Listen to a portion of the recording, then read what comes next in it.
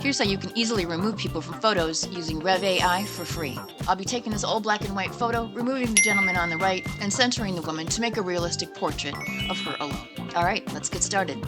I'm in Reve AI and I'm going to start a new album.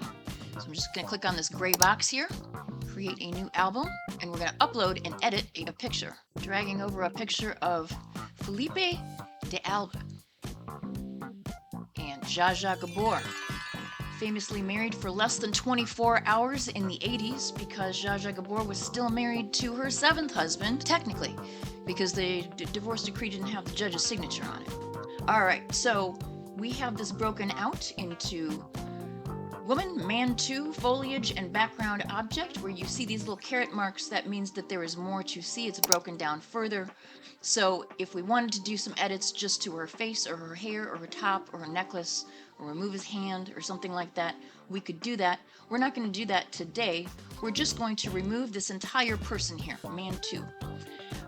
I'm going to click on this trash can. You see that the layer goes away and then you get this red dot up here. However, it doesn't do anything to this photo. And that's because this red dot is telling me you need to click apply for this to work. So I'm going to go ahead and click apply. We'll talk a little bit about Zsa Zsa. You may not have heard of Zsa Zsa. She used to be very famous, and she was an actress. Her and her sister Eva were both actresses.